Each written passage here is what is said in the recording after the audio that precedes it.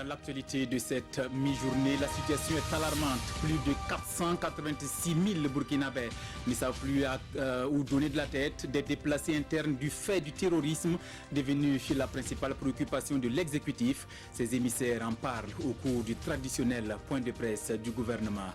Que faire face à cette situation sécuritaire fragile au Faso? Eh bien, chacun doit mettre la main à la pâte, coopérer avec les forces de défense et de sécurité. Les taximens et autres acteurs du transport ont déjà franchi le pas.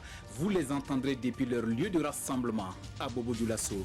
À l'international, Washington et Ankara ont finalement fait des concessions pour un cessez-le-feu de 5 jours en Syrie pour permettre aux combattants kurdes de se retirer de la zone de sécurité. Voilà qui fait la une de cette édition, mesdames et messieurs. Merci de nous rejoindre sur la télévision du Burkina. Prenons place à l'école nationale d'administration et de magistrature aux côtés du chef du gouvernement pour un moment solennel. Des élèves en fin de cycle et aptes à servir la nation. Ils sont plus de 1600 impétrants à recevoir les parchemins ce matin. Innovation, c'est le nom de baptême. Alidou Badini, Fousseni Kindo. Tradition encore respectée cette année à l'ENAM, l'École nationale d'administration et de magistrature. Depuis quelques années, à chaque sortie de promotion, le chef du gouvernement ou le chef d'État se déplace personnellement pour être témoin de la cérémonie qui célèbre l'excellence dans l'école qui forme les cadres et agents de l'administration publique au Burkina Faso. Pour cette promotion 2019, ils sont plus de 1600 impétrants pour la promotion et innovation, nom de baptême à recevoir ce matin leur diplôme de fin d'études. Une promotion qui a baigné dans le processus de refondation organisationnelle et pédagogique marquée par une formation expérientielle entreprise depuis juillet 2018 sous la houlette d'un nouveau directeur général. Un directeur général très enthousiaste de partager d'ailleurs cette volonté de faire de l'ENAM une école toujours de référence dans la formation des cadres et agents de l'administration publique. Nous allons nous écarter progressivement des formalismes franco-français qui nous empêchent de nous épanouir. Nous allons réinventer la formation expérientielle fondée sur l'acquisition systématique de la compétence culturelle. C'est pour cela qu'à l'ENAM, nous avons revu encore une fois le contenu des curricula pour l'arrivée sur les vraies exigences de la fonction publique, c'est-à-dire des agents bien formés au service de toute la nation. Pour cette sortie de promotion, les majors des promotions des cycles C, B et A ont été célébrés à l'occasion. Également, la personnalité ENARC 2019, l'administrateur civil Khalil Bara, secrétaire permanent du 11 décembre, a aussi reçu une distinction.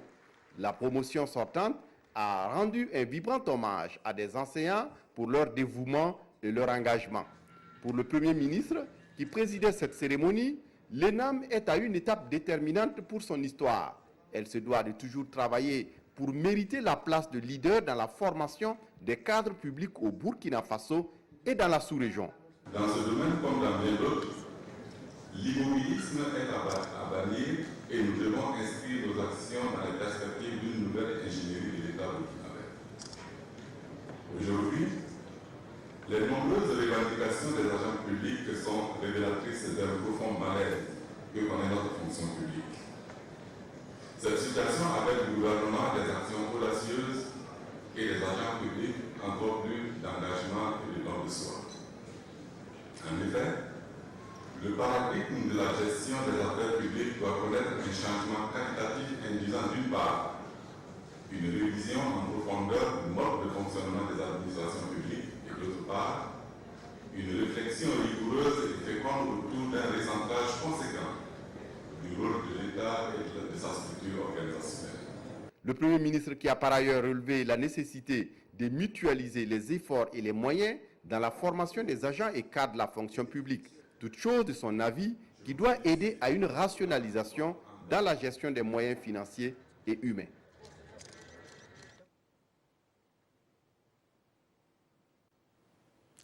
Je le disais en début de journal, la ministre chargée de l'action humanitaire était presque sans voix hier face à la presse.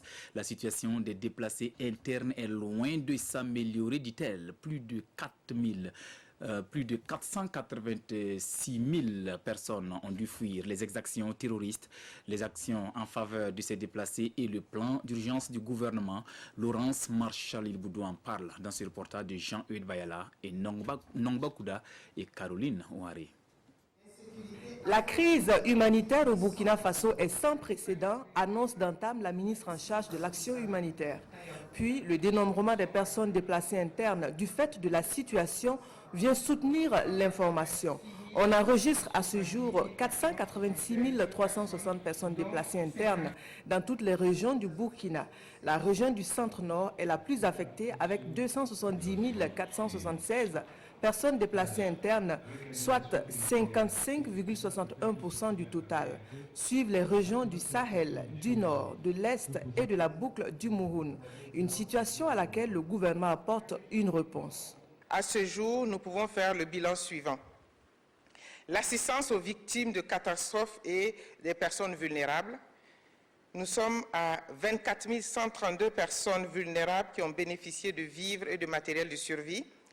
12 285 personnes victimes de catastrophes ont bénéficié d'une assistance en vivres et en matériel de survie. 318 332 personnes déplacées internes ont bénéficié d'une assistance en vivres. 4 sites officiels ont été aménagés. 2 autres sites en cours d'aménagement. 266 000 personnes ont bénéficié de tentes familiales, de cash transfert et des abris. À ces déplacés du fait des actes de terrorisme s'ajoutent les déplacés victimes de catastrophes naturelles. Sur ce registre, 13 000 personnes sont enregistrées. Au plan des défis et perspectives du département en charge de l'action humanitaire se dispute la disponibilité des ressources matérielles et financières et l'afflux continu des personnes déplacées internes. De 486 000 à ce jour, le nombre des déplacés risque de grimper à 650 000 en l'espace des 2 prochains mois. Ces déplacés internes ont presque tout perdu, une étape difficile car ils n'ont rien à se mettre sous la dent. Solidarité oblige donc. Le ministre Salifou Ouedraogo vole au secours de ceux qui ont trouvé refuge à Kongoussi avec 20 tonnes de vivres. Le point en image dans ce reportage de Oscar Soulama et Herman Toué. 20 tonnes de vivres composées de riz, de sorgho et de haricots pour venir en aide aux personnes déplacées internes de Kongoussi. C'est en sa qualité de fils du BAM que Salifou Ouedraogo pose ses gestes à l'endroit de ses frères qui traversent des moments difficiles. Je suis là ce matin pour apporter ma modeste contribution aux déplacés.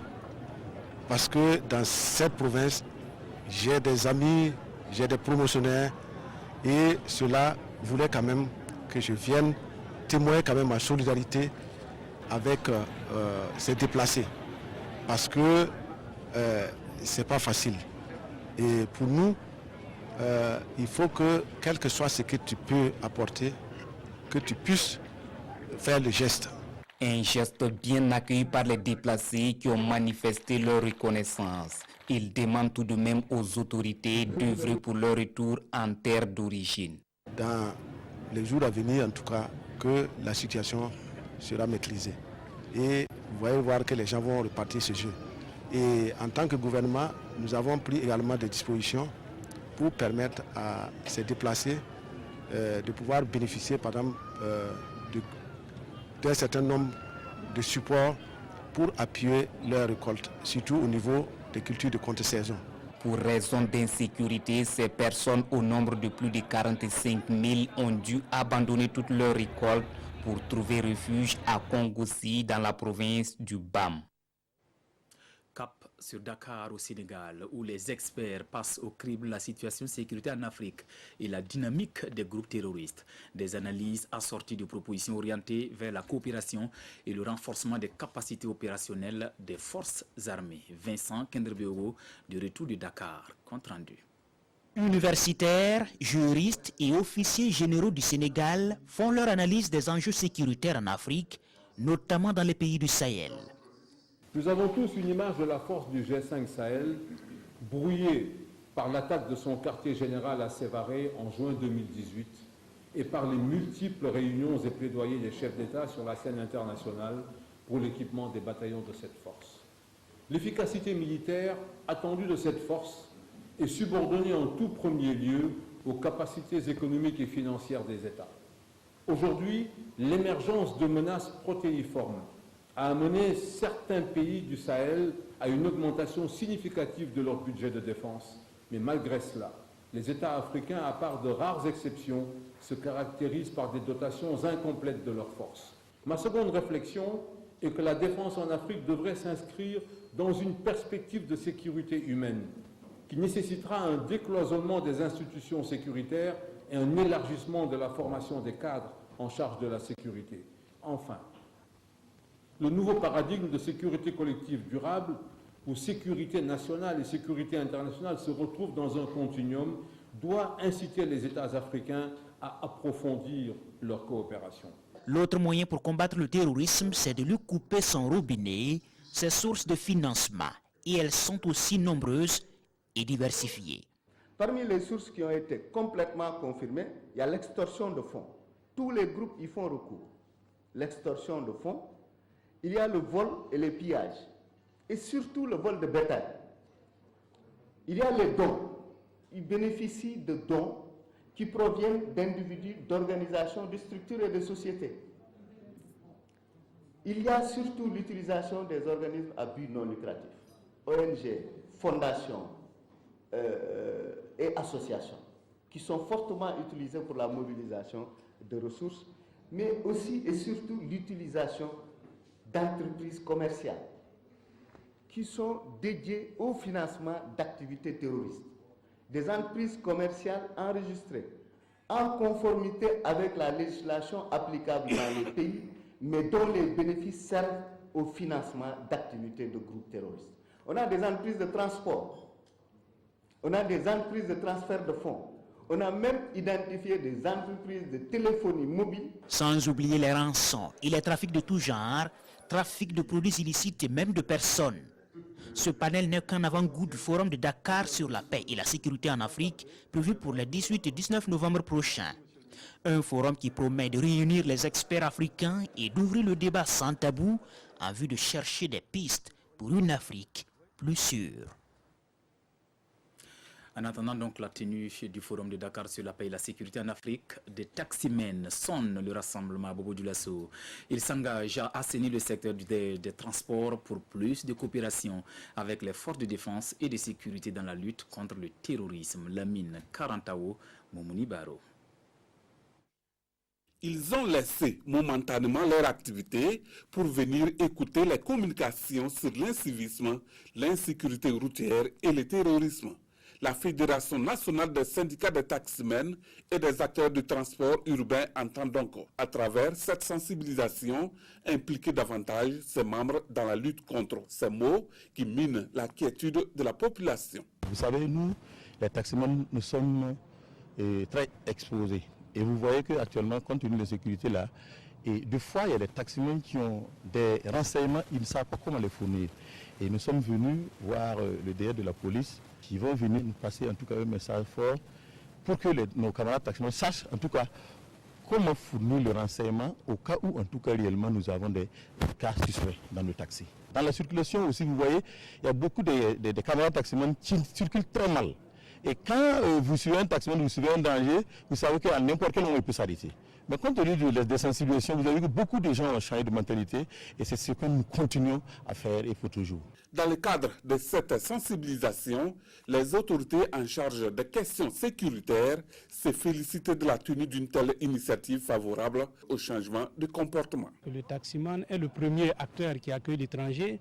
Il est le premier acteur qui conduit l'étranger à une destination qu'il ne connaît pas parce que l'étranger vient, il dit je viens tel coin.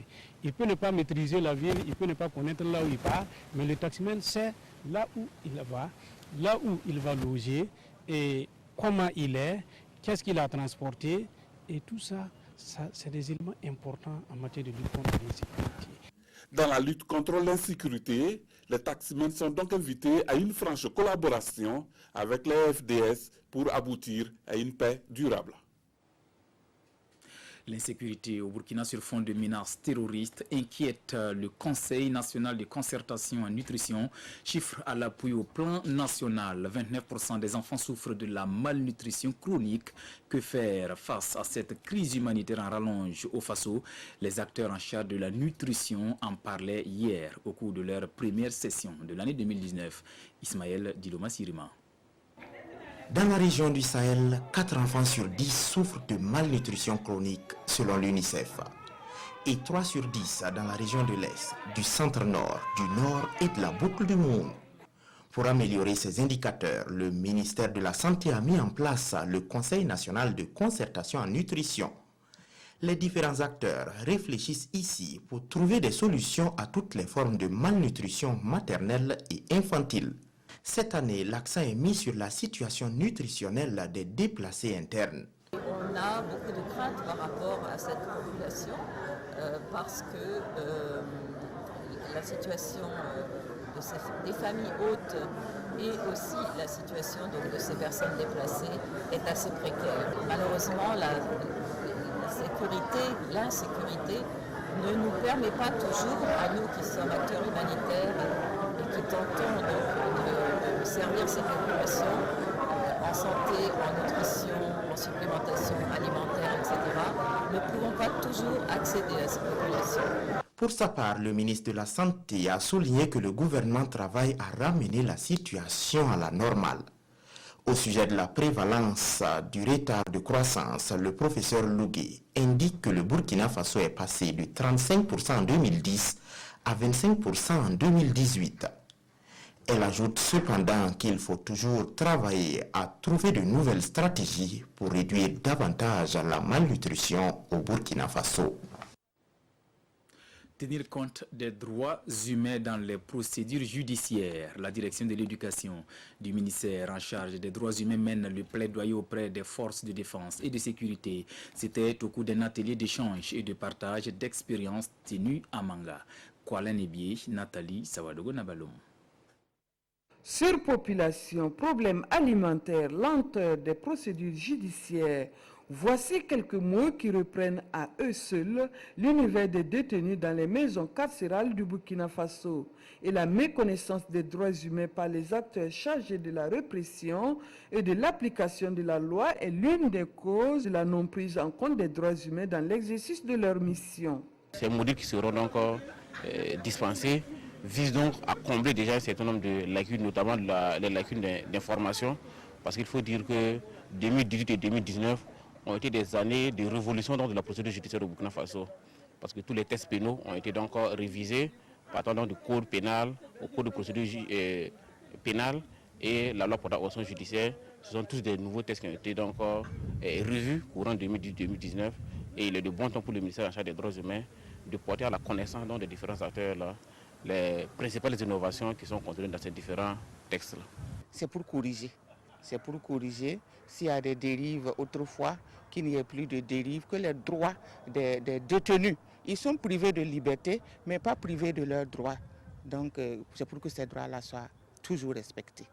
Cette rencontre de Manga boucle la série de sessions de formation des responsables de l'application de la loi débutée à Koudougou, Bobo Dioulasso, Kaya et Tenkodogo. Des propositions de solutions devraient être faites pour combler les lacunes et identifier les destinataires pour un éventuel plaidoyer. Une minute de silence a été observée au début de la cérémonie en mémoire des FDF tombés sur le front.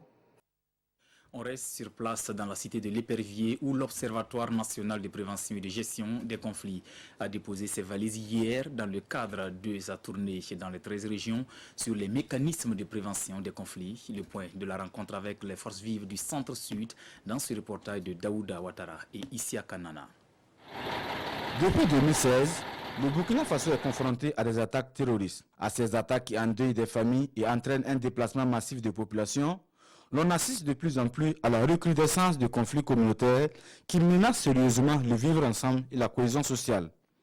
Et cette tournée du département en charge des droits humains se fixe pour objectif de soutenir les acteurs de l'Observatoire national de prévention et gestion des conflits communautaires, ONAPREGEC. Nous avons fait une étude en 2015 qui nous a permis de savoir qu'au niveau de la région du Centre-Sud, il y a environ 200 conflits communautaires qui existent. Et la même étude a été reconduite en 2018, ce qui nous a permis de savoir qu'il y a plus de 300 conflits communautaires qui existent au niveau de la région du Centre-Sud, ce qui fait un taux d'augmentation de 54%, ce qui n'est pas négligeable. Cette tournée dans les régions s'inscrit donc dans le cadre de la dynamisation des répondants régionaux en charge des mécanismes de prévention de ces conflits. Une initiative saluée par les premiers responsables de la région du Centre-Sud. Cette tournée dans la région du Centre-Sud est la bienvenue. La plupart des participants, il y a des membres de l'Observatoire de gestion des conflits, que ce soit à l'échelle régionale, provinciale, et départementale et même villageoise. Donc, au sortir de cette session-là, notre souhait est que leur capacité soit renforcée et pour que, en tout cas, ils puissent jouer le rôle qu'ils doivent jouer. La composition de l'Observatoire national de prévention et gestion des conflits communautaires, son fonctionnement, son organisation, le rôle des OSC dans la résolution et la prévention des conflits communautaires sont entre autres modules qui vont être développés au cours de cet atelier. Autre point de l'actualité, les indicateurs en matière d'accès à l'eau potable et aux services d'hygiène et d'assainissement ne sont guère reluisants malgré les efforts du gouvernement burkinabé. Pour changer la donne, le réseau des parlementaires pour l'hygiène, eau et assainissement appelle les partis et formations politiques à en tenir compte dans leur programme. Rougikam, Maïmouna Traoré. L'accès à l'eau et à l'assainissement est un droit constitutionnel au Burkina Faso. Mais selon le constat des organisations œuvrant dans le domaine, les taux d'accès à l'eau potable et aux services d'hygiène et d'assainissement restent faibles, 74% et 22%. Le constat de l'insuffisance de l'accès aux services d'eau potable et d'hygiène et d'assainissement au Burkina Faso est un constat partagé par tous, reconnu par le gouvernement qui, à travers le PNDS, s'est engagé à réaliser 0 corvée d'eau. Mais pour que cela soit une réalité, il y a des réformes à faire. Il y a des mesures importantes à prendre pour que, effectivement, les principes liés à l'équité, les principes de durabilité soient observés dans la gestion des services. Cette formation vise donc à outiller les parlementaires et les représentants des partis politiques sur l'approche fondée sur les droits humains dans le secteur de l'eau et de l'assainissement en vue de sa prise en compte dans leurs projets et programmes politiques. À la fin donc de cette formation, ils vont impacter dans la définition des programmes des partis politiques pour les élections présidentielles à venir. Et nous pensons que la question de l'eau et de l'assainissement doit avoir une grande place cette fois-ci pour que véritablement les questions liées par exemple à l'insuffisance ou à l'iniquité qui se constate aujourd'hui sur le terrain soient en tout cas réglées définitivement en termes de stratégie et en termes de politique publique. Au cours de cette rencontre, ils auront à identifier les obstacles liés à l'opérationnalisation de l'approche et les opportunités dont ils disposent pour soutenir son application. Il est aussi attendu d'eux des pistes d'action pour l'opérationnalisation progressive de l'approche. Maïmouna, cette fois, on s'invite dans les locaux de l'ONEA pour ces journées portes ouvertes. En plus des guichets, l'Office national de l'eau et de l'assainissement vous permet de payer vos factures d'eau via les téléphonies mobiles. Des innovations présentées en début de semaine aux abonnés de la ville de Sia, Lamine Karantao et Rachid Sawadogo pour le compte-rendu. Ce sont ces types de clients que l'Office national de l'eau et de l'assainissement ONEA cherche à convaincre. Malgré l'existence de nouvelles méthodes de paiement des factures d'eau, notamment par les téléphonies mobiles, ces abonnés restent fidèles au guichet. C'est un temps, avec Orange Money, on avait des problèmes. Tu trouves un compte pour pouvoir gérer les factures, sincèrement, c'était compliqué. Puis les codes qu'on nous donne, bon, vous pouvez composer, mais ça ne donne pas. Ce sont des nouvelles solutions. Et toute nouvelle solution peut rencontrer des problèmes techniques. Mais on leur assure qu'on travaille avec nos partenaires qui sont 7, dont 2 téléphonies mobiles et puis 7 banques. Nous sommes avec eux et nous cherchons toujours à réduire, sinon à minimiser ces risques techniques que nous rencontrons souvent.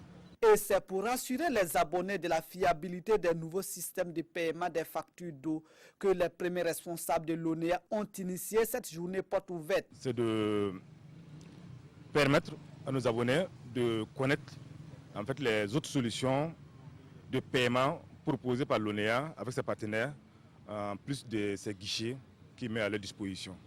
Donc c'est de montrer cette solution. Ensuite, montrer leur fiabilité et surtout les rassurer que c'est des solutions aussi qui permettent aussi de réduire le temps d'attente au niveau des guichets et surtout permettre à l'ONEA aussi de ne plus connaître ces files d'attente aussi au niveau des guichets. C'est une innovation pour faciliter le paiement des factures d'eau. Ici, les partenaires de l'ONEA expliquent aux visiteurs et abonnés les différentes procédures de paiement des factures d'eau via leur mobile. Parlons à présent culture. Sauvons nos musées, vitrines de notre identité. Les musées de Kaya, de Gawa et celui de Sogo Sira Sano de Bobo Dioulasso sont en difficulté. La situation perdure et la solution qui s'y est. Le chef du département de la culture, des arts et du tourisme compte la trouver en appelant les différents acteurs autour de la même table, responsables des musées et élus locaux. Les Échos avec Jean Zongo et Marcel Tau. Les musées communaux de Kaya, de Gawa et de Sogo Sira Sanou de Bobo Dioulasso sont en souffrance. Mauvaise gestion, manque de personnel motivé sont entre autres difficultés relevées par le ministère en charge des arts.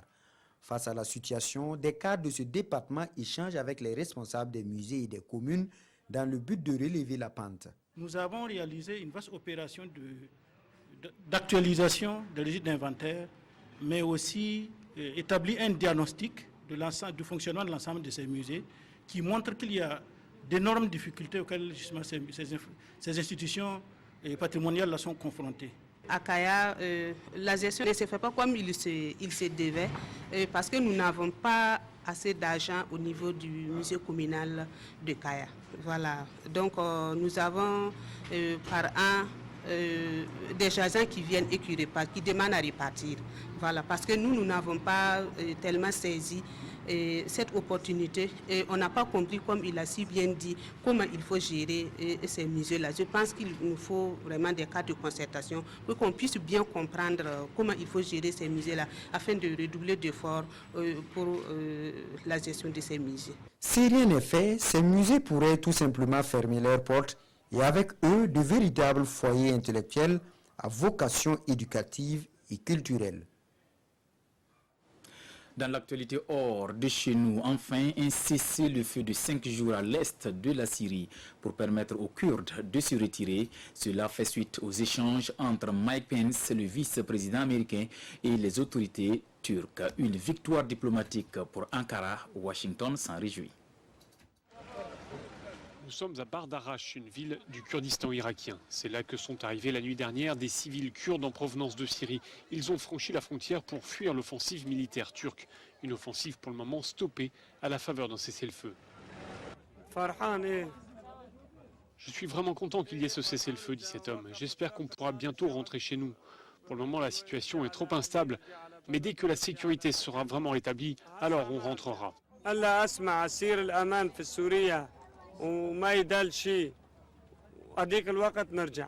Le président américain s'est félicité de ce cessez-le-feu obtenu ce jeudi à Ankara sous la pression de Washington. C'est un grand jour pour les États-Unis, la Turquie et les Kurdes, a estimé Donald Trump. C'est un résultat incroyable et quoi qu'en disent les médias, c'est un résultat auquel personne n'était arrivé en 10 ans. Cela permet de sauver la vie de millions de personnes. Il n'y serait pas arrivé s'il n'y avait pas eu un peu d'amour brutal, comme je l'ai appelé. C'est le vice-président américain qui a annoncé ce jeudi soir la suspension de l'offensive turque. Une suspension pour une durée de 5 jours, le temps que les forces kurdes se retirent du secteur concerné, soit une bande de 32 km de large, censée se transformer à terme en zone de sécurité. Avec la mise en place de ce cessez-le-feu, les États-Unis n'imposeront pas de nouvelles sanctions à la Turquie. Et une fois qu'un cessez-le-feu permanent sera instauré, le président Trump est d'accord pour lever les sanctions économiques décidées lundi dernier. C'est une simple pause, pas un cessez-le-feu. Un cessez-le-feu, ça ne peut être conclu qu'entre deux parties légitimes. Nous suspendons l'opération afin de permettre aux groupes terroristes, ceux qui sont nos cibles, de se retirer de la zone.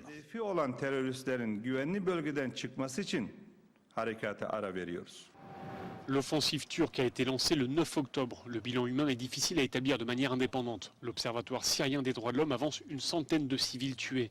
De son côté, l'ONG Amnesty International affirme que les forces turques et leurs supplétifs syriens se sont rendus coupables de crimes de guerre. On referme cette édition avec la revue de presse à la une. Ce vendredi, le point des aides humanitaires pour redonner espoir aux déplacés internes du fait de l'insécurité. Lecture croisée des journaux avec Aimé Soulan-Yigma. Soutien aux victimes des attaques terroristes, le Ghana offre 117 millions de francs CFA au Burkina à titre citoyen. La réception du chèque est intervenue le jeudi 17 octobre 2019 à Ouagadougou entre le ministre des Affaires étrangères Alpha Bari et l'ambassadeur du Ghana au Burkina, Nabolina Saka, précise aujourd'hui au Faso. C'est pour témoigner sa solidarité au peuple du Burkina qui fait actuellement face à la crise humanitaire née de l'insécurité que le Ghana a fait parler son cœur à travers ce don, explique l'observateur Palga. Pour le quotidien, le geste du président ghanéen devrait heurter la conscience des Burkinabés qui devront faire plus pour soutenir les déplacés afin de résoudre cette crise humanitaire. Chose faite d'après le récit des journaux du jour au regard du plan Marshall du gouvernement. Même si la situation humanitaire au Burkina est loin de s'améliorer, nuance l'observateur Palga.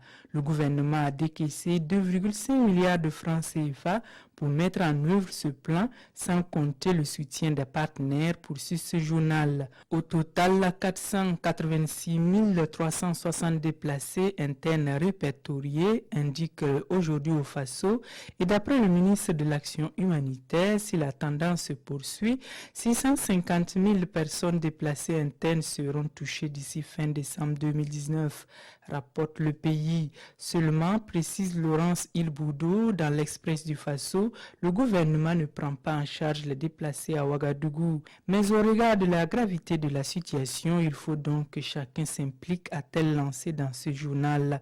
Quand bien même le défi principal, un préalable au retour des concernés dans leur patelin, est la sécurisation des différentes localités, conclut-elle dans l'Observateur Palga. C'était là notre version de l'actualité. Mesdames et messieurs, merci de la fidélité au programme de la télévision du Burkina.